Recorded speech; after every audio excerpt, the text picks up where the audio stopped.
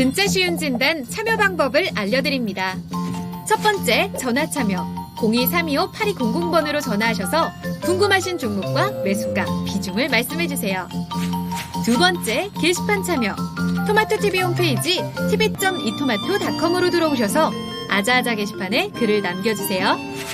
세 번째, 증권통 TV 참여. 모바일 어플리케이션 증권통을 다운받아 증권통 TV에 들어가서 아자아자란에 글을 남겨주세요. 세상에서 가장 친절한 주식 상담, 진짜 쉬운 진단. 여러분의 많은 참여 바랍니다. 자, 진짜 쉬운 진단입니다. 여러분이 고민하고 계시는 종목들 4시부터 5시 이 시간 통해서 이 시간 통해서 여러분의 고민하고 계신 종목들 상세히 살펴드리고 있습니다. 자, 전화 연결을 해보기 전에 오늘 먼저 유튜브 통해서 잠깐 이야기 좀 나눠보고 갈까요? 어떤 분들 와주셨나요? 현재 거의 500분 가까이 함께 해주고 계시는데요. 남극공님께서 이모티콘을 뭐가 많이 남겨주셨어요. 망치 스패너가 보이는데 조금 무섭긴 합니다. 메시지 취소해 주셨고요. 자, 서답게 1년차님, 좌양좌 우양우, 우영우 생각나네요. 기러기 토마토 스위스 인도인 별똥별, 마그마, 우영우. 뭐예요? 요즘 드라마 열심히 보시는군요. 자, 알겠습니다. 자, 선택해 1년차님, 해님, 많은 분들께서 함께 해주고 계시는데, 종목 진단도 같이 남겨주시길 바라면서 첫 번째 종목 좀 들어가 볼게요. 자, 전화 바로 연결해 보겠습니다. 네, 설다님, 안녕하십니까? 네, 반갑습니다. 방송 잘 보고 있어요. 아이고, 감사합니다. 자, 네. 그러면 오늘, 고민하고 계신 종목은 어떤 종목일까요? 예, 제가 한국파마입니다. 한국파마요. 네. 네, 매수하신 가격하고 비중 알려주시죠. 네, 비중을 좀 더 오늘 또 추매를 해가지고 비중을 좀 늘렸고요. 예, 몇 퍼센트예요? 비중이 아마 비중은 20% 넘고 평단가는 39,000원 정도 됩니다. 39,000원에 20% 조금 넘으시고요. 네. 예. 자, 그러면 이거 바로 며칠 전에 들어가신 거 아니에요? 얼마 전에? 네, 계속 제가 사고 팔고 이런 식으로 했는데요. 예. 그래가지고 또 팔고 사고 이런 식으로 했는데 이제 물려가지고 어제 좀 빠지고 오늘 빠졌습니다. 알겠습니다. 이 종목이 18일 그러니까 월요일이죠. 그때만 해도 44,000원까지 아주 많이 내리다가 요즘 들어서 정말 급격한 상승이 있었는데 코로나 확산세와 함께 많이 좀 올랐습니다. 자, 그런데 다시 조금 내려와서 이제 꺾이는 거 아닌가 걱정이 좀 되실 것 같아요. 네. 네. 자, 그러면 한국파마 이제부터 어떻게 전망을 해볼 수 있을지 전략 좀 한번 점검해 볼까요? 네. 네. 자, 김민준 전문가와 함께 한국파마 알려드리겠습니다. 자, 전문가님, 한국파마 요즘은 뭐 기세 굉장히 좋다가 좀 약간 내려가는 거 아닌가, 여기서 꺾이는 거 아닌가 조금 무섭기도 하네요. 어떻게 보십니까? 이게 벌써 가격이 여기까지 내려왔나요? 네. 예전에 아침 방송할 때 이거 추천했던 것 같은데 모르겠습니다. 94,000원까지 가고 나서는 그 뒤에 관심이 없어가지고 그때 이제 한국파마가 좀 갔던 이유가 단팔수라는 게 있었습니다. 네. 뭐 제넨사라고 같이 한다는 뭐 제주 지역의 이제 코로나 치료제용으로 예. 이름이 단팔수거든요. 네. 근데 뭐 결국은 뭐 위탁 생산만 맞는다 어쩐다다 뉴스 플로어가 많았는데 소리 소문 없이 다 사라졌고요. 저도 좀 낯설어요. 네, 정신계 소화기용 제품을 이제 파는 제약회사라고 보면 될 것 같습니다. 어느 정도 실적은 받침이 됩니다. 이제 제약회사하고 바이오시밀러 회사하고는 좀 틀린 게 있거든요. 네. 연구개발소냐, 제약회사들은 굉장히 리베이트나 로비를 많이 하죠. 문제가 늘 좀 되고. 그런데 이제 한국파마는 최근에 이제 코로나 치료제 개발한다면서 뭐 단팔수라는 걸 가져와가지고 어느 정도 제넨수가 협약을 하고 뭐 임상 2상, 3상, 뭐 IND 뭐 등등으로 가는 과정이 있었었어요. 예. 근데 최근에 공시를 보게 되면 그런 내용하고는 전혀 상관이 없는 것 같습니다. 다른 쪽으로 좀 공략을 하는 것 같은데 예. 아무래도 여기는 이제 코로나 백신 쪽보다는 치료제 쪽으로 엮여있기 때문에 주가가 반응을 한 것 같아요. 여러 번 이제 설명을 좀 드리지만 오늘 그렇게 따지면 뭐 재택근무라든지 화상회의, 뭐 원격 의료 이쪽이 안 좋았던 건 아니거든요. 예. 지금 이제 늘 말씀드리지만 진입을 하신 거는 잘 하신 것 같아요. 매매를 해서 나 좀 사고 팔고 했다. 사고 팔고 하셨으면 우리 시청자님 적당히 드셨으면 이제 좀 다른 쪽으로 하셨어야 되는데 이게 스타일의 차이인 것 같아요. 네. 한 종목 가지고 계속 사고 팔고를 하시더라고요. 그거 계속 남길 수가 있나요? 네, 가능성이 저는 굉장히 낮아지죠. 딱 이제 한번 수익이 났으면 거들떠 보지 말아야 되는데 조금 사고 팔고 올라갈 때 챙기자.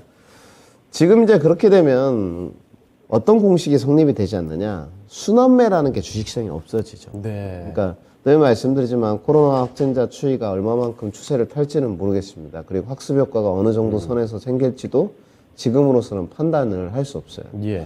전문가들도 마찬가지고 애널리스트도 다 생각이 틀립니다. 정말로 사회적 거리두기 강화로 좀 갈 것이냐, 방역 대책을 다시 조여서 소상공인들의 또 불만을 증폭시킬 것이냐 예측을 할 수가 없거든요. 네. 저는 일단 주관적으로 어렵다고 보는 쪽입니다. 신정부에 들어서서는. 그렇다면 이 코로나 관련된 치료제나 백신들이 더 가기 위해서는 정부 사회적 거리두기 강화가 있어야 된다고 보는 쪽이거든요. 네, 불가능하고. 그렇기 때문에 그 코로나 섹터 안에서 순환매가 돌고 있어요. 재택근무, 화상회 이쪽으로 간다고 보는 쪽이고 지금은 추세가 아직 망가지지는 않았습니다. 네. 5일선에서 살짝 이탈한 모습인데 비중을 더 추가하시면 안 될 것 같고요. 제가 봤을 때 이 45,000원에 일단 도달을 한번 했었을 때 44,000원에 이게 밀리는 게 당연했거든요. 제가 봤을 때 조금 더 추가적으로 하락은 있을 것 같아요. 네. 단지 지금 이제 손절가를 어느 정도 선에서 조금 추세가 만들어졌으니까 할 거냐. 내일 지금 반등 자리거든요. 네. 우리 시청자님은 너무 욕심을 많이 내시면 안 될 것 같고요. 저 코로나 치료제 20% 이것도 과하다고 저는 보고 있습니다. 네. 담보금이 어느 정도 수준인지 모르겠지만 내일 금요일인데 반등이 나오면 44,000원 정도의 비중은 15% 덜어내시고요. 예. 5% 정도만 가져가되 이제 45,000원을 돌파해서 추세적으로 더 갈 수 있느냐 이것도 좀 의구심이 있어요. 솔직히 말씀드려서 예. 저는 조금 무리수라고 보고 있고요. 그러니까 여기 보시면 지금 매물대가 이 5만 원대에 엄청나게 쌓여 있어요. 그렇습니다. 저거 쉽게 못 뚫죠. 못 뚫죠. 네. 여기를 뚫으려면 오늘 여기가 계속적으로 주목을 받았어야 돼요. 화상회의나 재택금 이쪽으로 수급이 안 갔어야 되거든요. 아니 뭐 대단한 이슈가 하나 터지던가. 그렇죠. 거기 안에서만 계속 돌고 있거나 아니면 한국파마에서 뉴스플로우를 뭔가 IR 뉴스로 태워야 되는데 그러기에는 이제 단팔수가 조금은 식상하다 이렇게 봐야 될 것 같고요. 손절가 잡아드리겠습니다. 손절가 네. 대응하시는 게 맞고요. 실적에 기댈 종목은 아니다. 손절가를 조금 로프하게 잡아드릴게요. 아직까지는 왜냐하면 테마가 살아있지 않습니까? 네. 죽은 테마가 아니기 때문에 손절가를 조금 로프하게 33,600원에 설정해드리고요. 위로 반등 시에 44,000원에 비중 15% 축소 과감하게 수익나셨으니까 나머지 5%만 본절 잡고 가져가 보자. 최종 매도 목표가는 넘어가게 되면 네. 45,000원을 제가 봤을 때는 48,000원까지 붙을 것 같습니다. 정확하게 뭐 48,000원까지 안 와도 좀 유도리 있게 근처에서. 매도하고 이런 종목들은 빨리 수익 챙기고 나오는 게 좋다. 이렇게 정리해 드리겠습니다. 네. 자, 시청자님 가격 전략 또 상세히 잡아주셨습니다. 일단 손절 가격 손절가를 얼마로 잡아주셨어요? 33,600원 보시면 될 것 같아요. 33,600원요? 예, 그 손절가 이탈하게 되면 그때는 손절을 해주셔야 될 것 같고, 네. 그리고 위로 좀 올라가면요, 네. 이 종목 매수가인 44,000원 있죠, 평균 단가. 네, 평균 단가 아니라 44,000원 정도 그 전에 있었던 고점이죠. 44,000원까지 가면 비중을 5%만 딱 남기고 나머지 다 파시고요. 그리고 5%만 갖고 가시다가 기세가 좀 좋게 올라간다면 최종 목표가 48,000원 정도까지 딱 거기서 기다리지 말고 48,000원 부근까지 가면 거기서 마지막으로 다 털고 나오시면 좋을 것 같습니다. 네, 알겠습니다. 네, 감사합니다. 전략 참고해 보시길 바랍니다. 네, 수고하세요. 네. 자, 이렇게 전화 종목 진단해봤습니다. 첫 번째 종목 한국파마 살펴드렸습니다. 자, 최근에 이렇게 이슈 흐름 타서 쭉쭉 올라가는 종목인데 워낙에 또 올라갈 때 빠르게 올라가지만 내려갈 때도 빨리 내려갈 수도 있죠. 그래서 정말 기민한 대응이 필요합니다. 꼭 좀 참고를 해주시고요. 자, 그러면 전화 이어서 저희 또 다음 종목으로 가보겠습니다. 자, 이번에 살펴볼 종목은 유튜브에서 골라봤습니다. 달달님께서 보내주신 종목인데 달달한 맥주를 드시고 싶으신가요? 제주 맥주입니다. 제주 맥주의 매수 가격 붙어볼게요. 자, 매수 가격은요 3,349원, 8% 비중입니다. 자, 그런데 많이 떨어졌네요. 현재 주가가 2,200원입니다. 이게 손실이 꽤나 커져 있는 상황인데 그래도 제주 맥주 내려갈 만큼 내려가고 조금씩 올라오는 것 같은 흐름이거든요. 자, 그러면 사연을 남겨주신 건 이런 겁니다. 매수가까지는 힘들까요? 얼마 정도 오면 손절을 해야 할까요? 네, 매수가가 쉽지 않다는 건 인지를 하시는 것 같고 손절도 각오를 하시는데 얼마큼 손실을 줄여볼 수 있을지도 한번 알아보겠습니다. 자, 그러면 이번엔 박준현 운용력과 함께 진단을 해보죠. 자, 운용력님, 제주맥주입니다. 이 종목 손절을 해야 되는 종목인지 매수가까지 기다릴 수 있을지 좀 잡아주시죠. 예, 예사가 이제 수제 맥주로서 작년도 5월 달에 상장이 됐거든요. 예. 이제 제가 최근에 이제 종목 진단을 할 때 작년도에 상장된 회사들은 조심해라. 예, 작년도에 공모지 열풍이 불면서 네. 공모 가격들 엄청나게 뻥튀기 됐지 않습니까? 맞아요. 지금 다들 내려왔죠. 예, 뭐 시가총액 상위 종목들 대부분 종목들 곧 카카오페이를 중심으로 해서 거의 뭐 예. 3분의 1만 한 종목들이 많은데 이제 제주 맥주도 이제 그런 경우죠. 5월달에 작년 5월달에 상장됐으니까 공모지 열풍에 편승을 해서 이 정도까지 가서는 안 되는 주식인데 주가가 이제 5,000원까지 가다가 주가 2,000원까지 떨어져서 많이 떨어졌지 않느냐 이제 그렇게 생각할 수가 있는데. 예사가 이제 상장될, 글쎄 저는 이거 상장돼야 될지를 저는 의심하고 싶은데요. 뭐 바이오 기업들 같은 경우는 기술력이 있으면 기술 특례 상장 제도를 이용해가지고 상장시켜준 제도가 있지 않습니까? 근데 네. 예사도 보니까, 테슬라 요건이라고 그래가지고, 네. 이 기업 이익이 아직 실현되지 않아서 향후에 이익이 날 것 같아서 그런 조건을 해가지고 상장시켜주는 조건이 있습니다. 특례 상장이죠. 예, 약간 그래 특례 상장 성격이거든요. 네네. 예사인데 그런 요건으로 상장이 됐어요. 당장은 예사가 보면 재무에 현재 나와 있는 재무제표상의 실적을 보게 되면 2017년도 이후에 작년도까지 누적 적자가 350억입니다. 예. 근데 예사가 상장되기 전에 자본은 100억도 채 안 됐어요. 이게 예사가 지금도 작년도까지 연평균 100억 이상 적자가 나고 있거든요. 이게 상장을 통해 가지고 자금 조달이 안 되면 상당히 예사가 성장하는데 기업 활동을 하는데 문제가 될 수 있는 그런 쪽의 기업 내용인데 결국은 상장을 통해 가지고 주식시장을 통해 가지고 이제 자금 조달해서 한 200억 정도인가요? 자금 조달하면서 현재는 재무 내용 자체가 많이 좋아졌어요. 한때는 네. 부채 비율이 600% 정도까지 가다가 주식시장을 통해서 상장하면서 돈을 확보해 가지고 부채 비율은 아마 60, 70%까지 떨어졌습니다. 재무 내용 자체는 문제가 없는데 그러면 이런 회사들이 이제 성장을 조건으로 해 가지고 상장이 된 거니까 매출액이라든가 성장을 해야 되지 않겠습니까? 근데 예사 매출 보게 되게 되면 예. 2017년도 17억, 2018년도 75억, 2019년도 85억, 2020년도에 216억, 작년도 288억. 그러면 올해 1분기를 봐야 되는데 1분기 때 예사 63억, 작년도 거의 비쌀 것 같아요. 올해도 보면 제가 보니 작년도 수준 정도의 맥주가 뭐 여름에 많이 팔리기는 하지만은 간단하다 하더라도 크게 성장할 것 같지 않고 그래서 또 1분기 때도 예사 적자거든요. 근데 문제는 뭐냐면 예사가 그 특례 상장 조건으로 인해 가지고 만약에 2024년도까지 흑자 전환이 안 되면 관리 종목 내지는 나중에 지게 되면 또 상장 폐지까지 될 수가 있습니다. 그런 네. 조건이 이 상장 조건 자체가 이게 무조건 예산은 올해와 내년도에 흑자 전환을 해야 됩니다. 근데 제가 보면 흑자 전환 하기가 쉽지 않아 보여요. 내용으로 봐서는 여러 가지 이제 마케팅을 통해 가지고 시장 점유율을 늘리려고 하는 정책, 신제품도 내놓으면서 하고 있는 것 같은데 현재 맥주 시장은 대형사 중심으로 해가지고 과점화돼 있지 않습니까? 오비 맥주, 하이트 진로, 롯데 칠성 네. 뭐 그래가지고 거의 시장 점유율 90%예요. 나머지는 이제 이들 회사 중심으로 이제 수제 맥주라든가 차지할 것 같은데 결국은 맥주라는 것 자체가 광고 싸움이거든요. 광고를 통해서 적극적인 마케팅 활동을 통해야지 매출이 증가될 건데 그게 예상했던 자본력으로 봐서는 광고를 적극적으로 해가지고 늘리기는 좀 어려워 보인다. 결국은 무슨 말이냐? 성장하기 쉽지 않다. 주가 자체가. 그런 쪽이에요. 그 다음에 회사가 시가총액이 지금 1,200억이거든요. 1,200억이고 앞서 얘기했다시피 올해도 적자 전환이고 계속 아마 1년 정도는 올해까지는 적자가 난다 자본을 계속 까먹을 가능성이 크거든요. 그래서 주가 자체가 해서 싼 주식이 아닙니다. 주가는 2,000원짜리지만은 자본금이 280억이에요. 자본금이 280억이라는 것 자체는 코스닥 시장에서 자본금 280억이면 거의 대형주 성격의 자본금입니다. 네. 주주의 입장에서 보면 자본금이 큰 것 자체는 주주가치 희석이기 때문에 좋은 건 아니죠. 그렇게 좀 보셔야 될 것 같고요. 그래서 일단 잘못 사셨다 생각을 하셔야 돼요. 앞서 얘기했다시피 너무 공모 가격이 공모 열풍에 불 때 그때 상장이 되면서 5,000원까지 올라가다 보니까 개인 투자가들이 싸다고 생각할지 모르는데 예. 우리 시청량 매수한 가격대가 5,000원대에 사진 않았지만 이 가격대에 사셨거든요. 가장 거래가 많이 될 때 이 가격대 3,000원대에 사셨거든요. 근데 2,000원대 주가는 많이 내려왔지만은 가격대로 봐서는 가격 메리트가 있는데 기업 내용에 따라 펀더멘탈 측면에서는 주가가 올라가기는 좀 어려워 보입니다. 그래서 3,300원은 우리 시장의 목표한 가격은 힘들어요.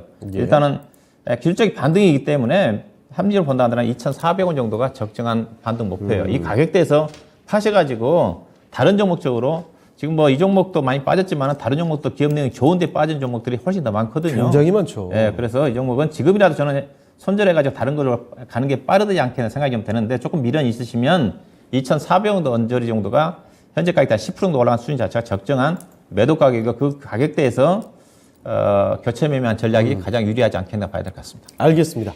자, 제주 맥주 살펴드렸습니다. 3,300원대에 매수를 하셨는데 이 가격까지 기다리는 건 좀 무리가 될 것 같네요. 자, 그래서 이 종목의 경우에는 손실을 조금이라도 줄이는 선에서 빨리 빠져나오시고 다른 종목에서 수익을 좀 더 노려보시는 게 더 합리적인 전략이 될 것 같습니다. 자, 그래서 지금 세워주신 가격은요, 2,400원 정도, 상당히 아쉬울 수도 있겠지만 그 정도에서는 팔고 나오시고 다른 종목으로 교체해 보시는 게 좋을 것 같습니다. 자, 2,400원의 매도 전략 제주 맥주 살펴드렸습니다. 달달님의 종목이었고요. 자, 그러면 또 이어서 다음 종목 가보겠습니다. 자, 이번에도 유튜브에서 한번 골라볼게요. 유튜브에서 이분이군요. 존버왕님께서 보내주신 종목입니다. SK텔레콤을 보유를 하고 계십니다. SK텔레콤 매수가부터 먼저 챙겨볼 텐데 매수하신 지가 얼마 안 된 것 같습니다. 지금 매수 가격이 52,500원이군요. 5% 비중, 그러니까 일단은 잠깐 좀 담아 놓으신 것 같고 여기서 추가 매수든 뭐든 전략을 더 세워보시려는 것 같아요. 지금 현재 주가가 오늘 52,100원에 마감이 됐습니다. 장중 가격이 52,500원에도 있었기 때문에 오늘 들어가셨을 것 같기도 해요. 자, 그러면 일단 설명 길게 남겨주신 게 사연 좀 읽어드리겠습니다. 3-4번 정도 더 분할해서 들어가려고 하는데 역시 그렇군요. 배당에 대한 매력, 그리고 자율주행이든 UAM이든 어떤 사업에도 통신은 중요할 것이다. 이런 비전을 가지고 장기적인 목적으로 담아갈까 합니다. 여러 번 담으실 거고 더 늘려가실 거고 장기적으로 접근하시는 거고요. 최근에 메타버스 신사업도 한다고 들은 것 같은데 괜찮을까요? 하방을 어디까지 봐야 할까요? 네, 이 종목도 사실 많이 내려가 있어서 그것도 궁금하신 것 같아요. 자, 분석을 좀 많이 하신 것 같은데 SK텔레콤 어떻게 봐야 되는지 조금 더 도와드리죠. 자, 김민준 전문가와 함께 하겠습니다. 자, 전문가님. 지금 SK텔레콤 뭐 거의 통달하고 계신 것 같은데 확신이 조금 더 필요하신 것 같습니다. 길게 끌고 가신 생각이신 것 같고 좀 어떻게 보십니까, 이 종목? 길게 끌고 가셔야죠. 저는 네. 통신주 한 번도 안 해봤거든요. 추천 잘 안 드리는 쪽인데 네. 이제 배당 메리트 있는 거 맞습니다. 예. 정확히 보셨고. 그런데 저도 올해 그 역대급 배당을 받았거든요. 네. 전문가 생활하면서 처음으로 20% 넘는 배당을 받았어요. 그렇습니까? 네, 그랬는데 글쎄요, SK텔레콤 5% 배당 그렇게 안 큰 것 같은데 맥쿼리 인프라 이런 거 8% 배당이고요. 뭐 은행주도 8% 배당. 하다못해는 올해 금호건설도 8% 넘는 배당을 했거든요. 네. 5%는 그렇게 큰 배당은 아닙니다. 단지 통신사는 돈 잘 벌죠.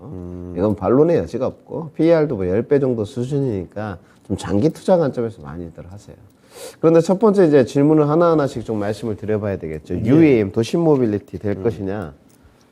늘 말씀드리지만 불가능합니다. 아직도 그것은 모멘텀 단계고요. UAM에 관해서 좀 말씀을 드리면 뭐 드론 택시가 됐든 뭐가 됐든 전기로 350km를 띄울 수 있는 기술력이 있어야 돼요. 네. 불가능합니다. 너무 미래죠. 네, 불가능하고요. 네. 불가능하다고 카이 기술 팀장님이 직접 말씀하셨어요. 그렇습니까? 사실 그 기술 자체가 우리 SF 영화 같은 데서 봤던 그런 거 아닙니까? 네, 그러니까 전기가 그러니까 뭔가를 띄운다는 게 동력이 있어야 되지 않습니까? 예. 근데 불가능하다고 보시면 되고요. 그렇기 때문에 이번에 현대차가 롤스로이랑 수소 연료 전지로 택한 거예요. 예. UAM. 폭발적인 동력이 있어야 되지 않습니까? 물론 안정성 문제도 있겠죠. 그 다음에 차후의 문제인 것 같고, 그 다음에 이제 자율주행. 당연히 SK텔레콤하고 연관성이 있겠죠. 저는 늘 말씀드리지만 자율주행에 가기 위해서는 5G가 움직여야 돼요. 네. 저는 최근에 5G 관심 많습니다.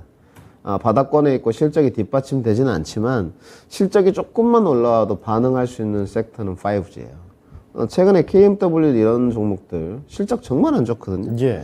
5G 중에서도 실적이 정말 안 좋은데 정말 많이 올라왔어요. 제가 봤을 때 조금 더 갈 것 같은데 통신사도 마찬가지 궤라고 좀 보시면 되겠죠. 예. 자율주행 가기 위해서는 SK텔레콤도 마찬가지 한 몫을 하는데 제가 봤을 때는 SK텔레콤 외국인 비중이 너무 많아서 네. 정확한지 아닌지는 모르겠습니다. 근데 저는 MSCI에서 편출될 것 같거든요. 그래요. 네, 그래서 주가가 좀 내려가는 것 같아요. 이 부분을 좀 염두를 해두셔야 될 것 같고요. MSCI에 편출이 되게 되면 주가가 조금 가는데 문제가 생기겠죠. 예. 뭐 실적이나 이런 부분은 전혀 문제가 없습니다. 그러니까 밸류, 실적 이런 거는 신경을 안 쓰셔도 될 것 같고요. 예. 앞으로 이제 성장성에 대한 투자냐, 배당 메리트냐 이제 이 부분을 본다면 뭐 그거는 자명하게 답이 정해져 있는 것 같고요. 최근에 외국인 수급도 괜찮은 것 같습니다. 네. 장기 투자 관점이다. 그러면 끌고 가시는데 문제가 없고요. 세 번에서 나눠서 산다. 답 딱 정해 놓으신 것 같은데 오늘 이번 첫 진입하신 것 같고 5만 원대 한번 진입하실 것 같고 보니까 4만 5천 원에 한번 진입하시려고 하시는 것 같아요. 계획대로 하시면 될 것 같습니다. 뭐 아이디가 준보왕님이신 것 같은데 뭐 그 정도 분할 매수 하실 줄 아시면 기술적인 건 문제가 없고요. 이제부터는 시간 싸움이죠. 얼마나 내가 주식에 대한 철학을 가지고 이 종목에 SK텔레콤에 1년, 2년 투자를 하겠다는 그 비중 조절의 관건인 것 같습니다. 저는 굳이 뭐 이렇게 장기 투자한다고 한다면 반대할 이유는 없다고 저는 보고 있는 쪽입니다. 예. 알겠습니다. 최종 목표가를 정해드리는데 네. 이제 장기 투자하신다고 하니까 내년에 모든 주식시장의 세태기, 유학의 발전기까지 모든 걸 다 고려해서 말씀을 드리겠습니다. 제가 봤을 때 장기 투자는 3년 이상은 하셔야 될 것 같고요. 오래 가야 되네요. 네, 내년하고 내후년에는 SK텔레콤이 가기는 역부족인 것 같습니다. 장기 투자를 한다면 최종 매도 목표가는 6만 5천 원 설정해 드리겠습니다. 네, 알겠습니다. 자, SK텔레콤 살펴드렸습니다. 장기로 가시는 거, 그게 맞을 것 같고요. 자, 그렇지만 꽤 오랜 시간이 걸릴 것 같습니다. 자, 그런 장기적인 관점 고려해서 3년 이상이라는 말씀도 해주셨는데, 목표 주가는 6만 5천 원 정도 잡아주셨습니다. 참고를 해보시면 좋겠네요. 자, 이렇게 존부왕님의 SK텔레콤 살펴드렸습니다. 자, 그리고 또 다음 종목으로 가볼 텐데요. 이번에는 전화를 한번 받아보도록 하죠. 네, 전자님 안녕하십니까? 예, 반갑습니다. 네, 반갑습니다. 네, 어떤 종목 도와드릴까요? 일진 머틀리져요. 일진 머티리얼즈요. 예, 네, 매수가와 비중 어떻게 되시고요? 비중은 50%고 네. 매수 단가는 10만 2,500원. 알겠습니다. 이거 처음에 들어오실 때 굉장히 높게 들어가셨나 봐요. 예, 그 뭐 접근해 사서 좋다 해가 들어가가지고 손절매는 못 쳤습니다. 알겠습니다. 손절매 예. 어떻게 치면 되는지 좀 확인 좀 부탁드립니다. 예, 일진 머티리얼즈 워낙 또 좋은 평가 많이 받았고, 이 전기차 관련돼서는 뭐, 미래 확실하다 이런 얘기 많이 있었지만 시장이 밀리면서 또 어쩔 수가 없습니다. 자, 그러면 일진 머티리얼즈 지금부터 소실을 최대한 줄여갈 수 있는 전략 뭐가 될지 한번 알아볼게요. 네, 감사합니다. 예. 자, 아주 시원시원하게 받아주신 시청자님이신데, 박준현 운용약과 함께 어떻게 하면 손실을 좀 줄여갈 수 있을까? 이 종목의 전망도 알아보겠습니다. 자, 운영자님, 일진 머티리얼즈입니다. 어느새 주가가 이렇게 많이 내려왔네요. 앞으로의 흐름을 좀 어떻게 봐야 되겠습니까? 예, 뭐 최근 2차 전지 관련 종목들 흐름을 보면 양극재는 상당히 괜찮고요. 맞아요. 상대적으로 괜찮고, 그다음에 동박기업, 그다음에 전해질 기업들은 전반적으로 다 안 좋습니다. 네. 거의 바닥권이라고 봐야 될 것 같고요. 그나마 그래도 동박기업은 상대적으로 그렇게 많이 빠진 것 같지는 않아요, 제가 보기에는. 근데 비슷하게 빠졌다. 양극재를 제외하고는 대부분 네. 빠졌다. 그다음에 이제 일진 머틀리얼즈는 이게 전지바 동박기업이니까. 실적은 문제가 없습니다. 회사 지금 이제 캐파 증설, 말레이시아를 중심으로 해서 공장 캐파 증설을 하고 있고 3분기 때 일부 공장이 안공이 좀 되면서 또 이미 이 회사 1분기 실적 때 작년 1분기 대비해서 매출액도 50% 성장을 했고 영업이익도 거의 50%까지 성장을 했기 때문에 실적은 본격적으로 성장을 합니다. 또 앞으로 이제 투자한 것도 공장 가동이 진행이 좀 되면서 그에 따른 매출액 증가함과 함께 영업이익도 지속적으로 증가할 것 같아요. 예. 문제는 뭐냐?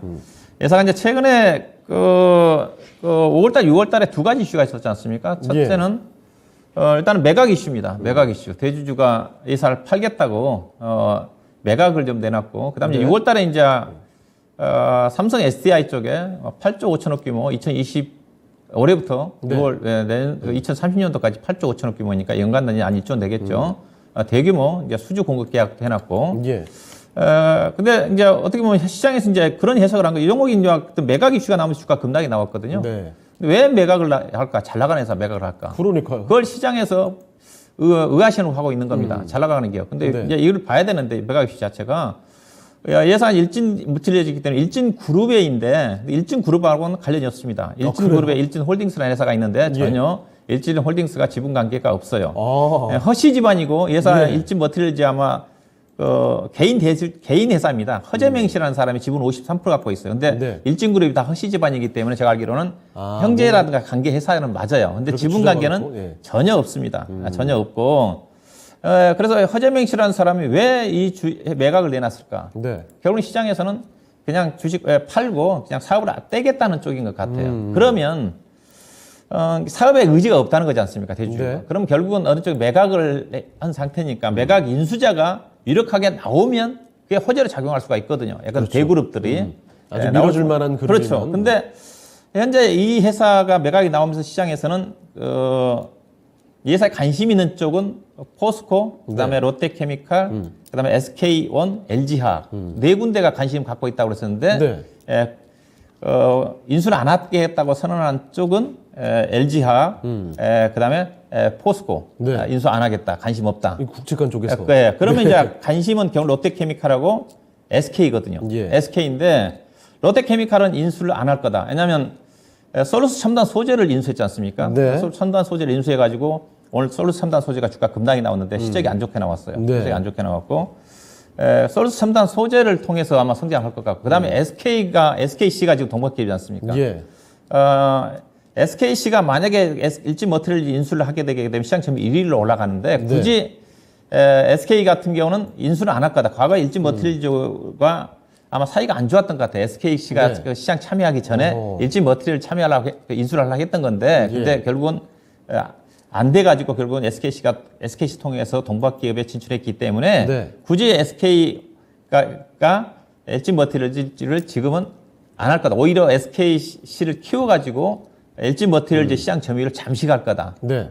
그렇게 본다면 아무도 없네요? 인수할 쪽이 없다는 거죠. 예. 그래서 결국은 이제 LG 머티리얼 중소기업이기 때문에 대기업들이 참여한 이 시장 자리에서 경쟁력이 떨어지지 않겠는가. 이제 그런 것들이 시장에 불확실성을 작용하고 있다. 예. 그런 것들이 주가의 하락 요인이다. 그렇게 좀 이해를 하시면 될 것 같은데요. 근데 예산 이제 실적이 지금 나오고 있는 회사이기 때문에 그런 우려감 자체는 뭐 과다한 게 아닌가 생각이 좀 돼요. 그래서 현재 주가 수준은 어떠냐 그러면 동박기업이니까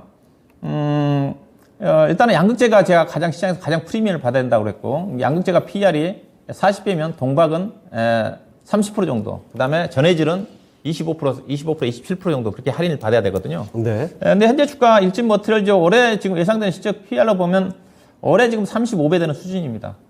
현재 양극재 쪽에 낮게 평가를 받고 있는 게 LNF거든요. LNF하고 거의 비슷해요. 근데 그렇게 본다면 LNF가 주가 더 싸다는 거죠, 제 말은. 네. 싸다는 겁니다. 예. 그 다음에 내년도 시적으로 보면 PR 28배 되는 수준이니까 적정한 가격. 근데 2차전지는 앞으로 2년 이후에 어떤 밸류를 좀 봐야 되는 거니까 그렇게 본다 한다면 일진 머티리얼 주가는 그렇게 비싼 쪽은 아닙니다. 그래서 성장하는 주식이기 때문에 기다리면 주가는 올라온다고 좀 봐요. 네. 다만 단기적으로 주가가 50% 정도 가지고 있고 견디기 좀 어려운 그런 고려해가지고 대응 전략을 수립해 준다 한다면 예. 일단은 저는 현재는 보유하시고요. 1차적인 반등 목표는 78,000원이고요. 그 다음에는 88,000원에서 9만 원 정도까지는 갑니다. 시장이 좀 다 같이 빠지는 거니까 일단 기술적으로서는 78,000원 이 정도 가격이거든요. 78,000원은 안 나오고 아마 76,500 정도가 단기적으로 짧은 시간. 만약 종합주가 지수가 개인적으로 2,500 정도까지 반등이 좀 나오지 않겠나 보고 있지. 그 정도 네. 하면 그 수준 정도가 아마 76,000원 정도가 2차적인 반등 목표일 거예요. 왜냐하면 이분 같은 경우 비중이 많지 않습니까? 출면 6, 7천 원은 금방 갈 수 있다는 거죠? 네, 그 정도는 저는 말씀 좀 드리고 싶고요. 예. 그 다음에 앞서 계속 중장기로 성장을 하니까 길게 가져가는 건 그거는 문제 없습니다. 좀 더 여유를 갖는다 한다면 아마 9만 원 정도 언저리 이 정도까지 88,000, 9만 원 정도까지는 한 내년쯤일까요? 조금 더 길게? 뭐 연말이라든가 내년 1월 정도, 네. 그 정도를 좀 예상해 볼 수가 있을 것 같은데 그래서 실적이 역성장하는 것도 아니고 성장하는 회사인데 예. 만약에 시장이 안 좋아서 주가 빠진 거고 너무 또 과하게 성장률에 비해서 주가 많이 떴기 때문에 좀 쉬어간다. 네. 다만 그렇지만 주가는 바닥을 찍고 우상향한다. 그런 관점에서 1차적인 반등 비중 축소 목표는 7만 7, 8천 정도. 그다음에 2차적으로는 8만 8천, 9만 원 정도까지는 무난하게 대응을 해도 되지 않겠나 봐야 될 것 같습니다. 자, 청장님, 일진 머티리얼즈 살펴드렸습니다. 일단 이 종목, 짧게 본다고 하면은 77,000원, 8,000원 요 정도 생각을 해보시면 될 것 같고, 조금 더 시간 투자를 할 수 있으시다면 여유 갖고 보시면 88,000원에서 9만원 정도까지 반등의 가능성이 있다고 하니까 그 정도 주가를 참고해 보시고, 거기서 손절을 하더라도 해보시면 좋을 것 같습니다. 참고되셨습니까? 네, 감사합니다. 네, 알겠습니다. 손실 많이 줄이시고 다음에 또 수익 많이 보실 수 있는 기회 잡아가세요. 예, 감사합니다. 자, 이렇게 해서 종목 진단해봤습니다. 전화로 아주 파이팅 있는 시청자분과 통화를 해봤습니다. 일진 머티리얼즈 살펴드렸습니다. 자, 그러면 시간이 좀 많이 지났는데 종목 진단 하나만 좀 더 해볼게요. 자, 이번에 살펴볼 종목은 유튜브에서 찾아봤습니다. 두부님께서 보여주시는 종목인데요. 이 종목 자이언트 스텝입니다. 와, 오랜만에 봤는데 오늘 정말 오랜만에 가격 솟구쳤죠. 48,000원에 5% 갖고 계신 종목입니다. 자, 그런데 자이언트 스텝 오늘 12% 급등했음에도 불구하고 26,000원이에요. 자, 48,000원 너무 높은데요.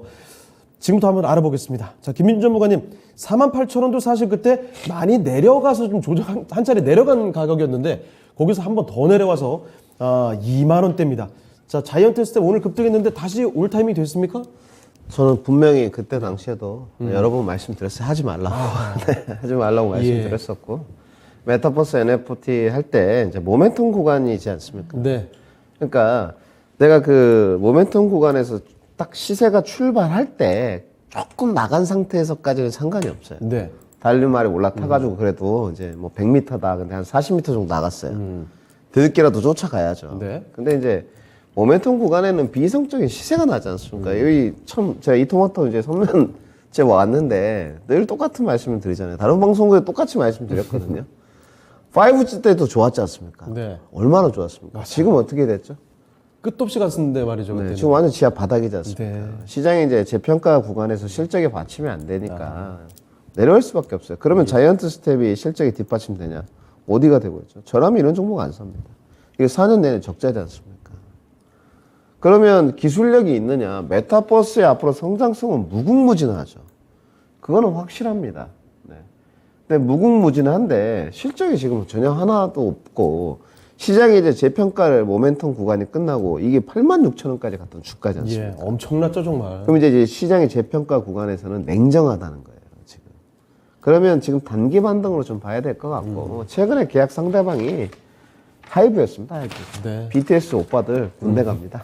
그러면 영상 저작해가지고 벌추얼 스튜디오 만들어가지고 XR부터 VPX까지 여기는 기획, 구성, 단계 다 한꺼번에 할 수 있는 그런 걸 갖고 있습니다.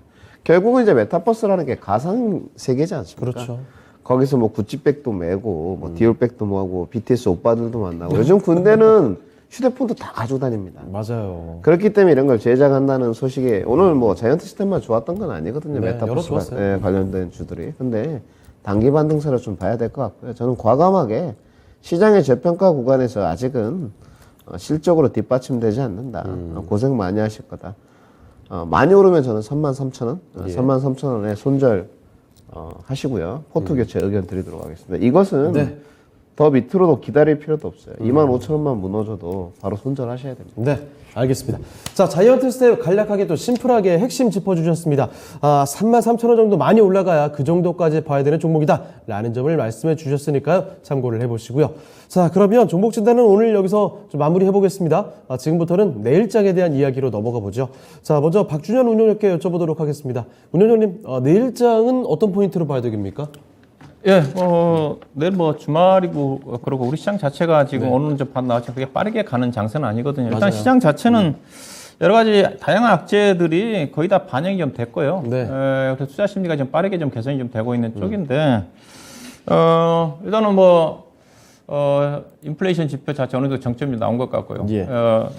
CPI 지표는 높게 나왔지만 연준의 통화정책 기조 자체는 좀 완화적으로 약간 바뀌는 그런 또 스탠스가 좀 나오고 있어가지고 그런 것들이 이제 과다하게 반영된 부분 자체가 서서히 시장에 좀 긍정 요인을 작용하고 있는 게 아닌가. 제한적인 베어마켓 랠리에 접어든 게 아닌가. 베어마켓 랠리라 그러면 대체적으로 하락폭의 저점에서 많이 올라오면 한 반 정도, 즉 한 15% 정도 반등이 나오는 경우예요. 그 다음에 안 좋게 안 나와도 저점에서 10% 정도 반등 나오거든요. 그럼 종합주가지수가 2200 최근에 78포인트가 저점이었으니까 10% 정도 올라간다 한다면 2500포인트 언저리 되거든요. 2480포인트. 예. 그 정도까지는 일단은 지수 반등 목표를 염두에 두고 접근하는 전략이 필요하지 않겠다. 그렇다 한다 하더라도 국내 증시 자체가 다른 나라 증시에 비해서는 여전히 부진하거든요. 네. 현재 나스닥 시장의 위치로 보면 우리 코스피 지수는 지금 2660이라든가 80 정도까지 올라가야 되는데 우리 시장 자체는 여전히 환율도 조금 불안한 부분이 있고 또 네. 수급이 외국인 외에는 지금 수급이 없다 보니까 그런 어떤 부분들이 상승을 반등을 더디게 하는 그런 부분이라 봐야 될 것 같고요. 주가의 상승 부분 자체는 우리 시장 자체가 너무 많이 빠졌고 그다음에 오늘 현대차 실적이 발표했듯이 국내 기업도 실적이 상당히 좋게 나올 겁니다. 미국의 기업들도 많이 우려감 자체가 반영이 좀 돼 있기 때문에 긍정적으로 해석을 하고 있는 쪽이거든요. 대표적으로 넷플릭스를 보면 알 수 있고 국내 같은 경우도 오늘 현대차가 좋게 나왔지만 먼저 발표된 LG전자라든가 삼성전자라든가 LG에너지솔루션이 실적이 안 좋게 나왔음에도 불구하고 상당히 흐름 자체가 나쁘지가 않거든요.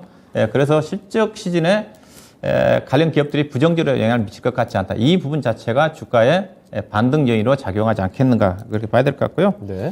전략으로서는 일단은 경기 민감 가치주의 순환 상승입니다. 시장 자체는 가치주의보다는 성장주가 위에 있다고 그랬으니까 네. 성장주가 상대적으로 끌어가고 대신 성장주는 실적이 따라주는 종목들이 성장을 이끌어가는 거니까 차별적으로 대응하는 전략이라고 좀 말씀드리고 싶고요. 그다음에 대형주보다는 중소형 종목들이 유리합니다. 코스닥 시장 왜냐하면 수급 여건 자체가 올라가면 올라갈수록 이제 또 공매도가 타깃이 될 수가 있는 게 대형주 성격이기 때문에 대신 중소형 종목 같은 경우 신용 물량 자체가 급격히 감소가 되면서 악성 물량들이 없기 때문에 조금만 건드려도 주가 탄력적으로 움직일 수 있는 그런 여건이라고 좀 봐야 될 것 같고요. 예. 관심은 IT하고 성장 쪽에 네이버, 카카오, 인터넷 관련 쪽에 그다음에 실적이 좋은 오늘 자동차 밀렸지만은 다시 반등할 것 같고요. 근데 자동차는 기회수익이 빠르지 않기 때문에 오늘 네. 실적 좋다고 따라가서는 안 되는 쪽이고 조정권에 여전히 관심 봐야 될 것 같고 제약바이오, 그다음에 2차전지, 그다음에 반도체 쪽에서는 시스템 반도체, 그다음에 신재생에너지가 여전히 말씀드리고 있는 관심이 섹터라 봐야 될 것 같습니다. 네. 자, 이어서 김민준 전문가의 내일장 전략도 들어보겠습니다. 전문가께서는 내일장 전략 어떻게 보고 계세요? 뭐 내일장 전략이 중요하겠습니까? 네. 주식에 항상 말씀드리지만 시간은 좀 내 편이다. 이렇게 좀 생각을 하시고 벌써부터 지치시면 내년에는 어떻게 하실 건지 솔직히 걱정이 많이 돼요. 아마 전문가님도 유튜브 많이들 하시던데 저는 뭐 내일장 전략이라기보다는 예. 앞으로 전략인 것 같습니다. 투신권 바닥은 좀 확인이 된 것 같고 네. 이제 경기 침체 시그널이 이렇게 바닥을 다지는데 뭐 6개월 이렇게 가지고 다질 수가 없습니다. 네. 거의 1, 2년이 걸리고요. 원자재 가격도 좀 하락이 되고 있습니다. 그러면 이제 단기 반등세로 봐야 되겠죠. 그리고 오늘 ECB 쪽에서 이제 금리 발표가 있는데 개인적으로 이제 ECB 쪽에서 자꾸 금리 제로 금리 하는데 이거 별로 좋지 않습니다. 네. 이제 달러 인덱스를 내리려면 언젠가 한 번은 내려올 거예요. ECB 쪽에서 금리 인상을 해주는 게 좋고요. 그래야지만 달러 인덱스가 내려올 수 있어요. 그 다음에 이제 미중 정상회담이 다음 주에 있죠. 화상회의로 하는데 좀 좋은 이야기 좀 오갔으면 좋겠어요. 제발요. 네, 뭐 이번에 이제 늘 말씀드리는 10월입니다. 네. 자기 이제 3년임 시진핑 공치사 뭐 초청도 했다고 하는데 부정했다고 하는데 뭐 또 사실이다 뭐 이런 얘기까지 있어요. 그런데 뭐 잘 좀 돼가지고 했으면 좋겠고요. 그 다음에 달러 인덱스는 이제 결국은 마지막 버전은 달러 인덱스입니다. 네. 우리나라로 따지면 원달러 환율이고 이거 뭐 고공행진인데 1300원 하락 여부 관찰이 좀 필요할 것 같고 22쪽에서 금리 인상을 하면 내려갈 것 같습니다. 그 다음에 이제 섹터겠죠 결국은 예. 이제 2분기 실적은 뭐 어차피 다 끝났고 아직 나오지 않았지만 3, 4분기에 좀 좋을 수 있느냐 단기 반등세 때 올라갈 수 있느냐 저는 역시나 반도체, IT 그리고 지금 뭐 신재생이죠 결국은 예. 신재생 전기차에 좀 답이 있지 않겠느냐 이렇게 정리해 드리겠습니다. 네. 자, 그러면 두 분 전략은 오늘 여기까지 듣도록 하겠고요. 오늘 두 분은 여기서 보내드리겠습니다. 네, 오늘 두 분 말씀 고맙습니다. 고맙습니다. 네, 진짜 쉬운 진단 시간 오늘 여기서 마치도록 하겠습니다. 지금까지 다양한 투자 판단에 대한 도움 말씀드렸습니다. 하지만 특정 종목의 상승과 하락을 보장하진 않는다는 점 기억해 주시고요. 저희는 내일 이 시간에 다시 뵙겠습니다. 시청해주신 여러분 고맙습니다.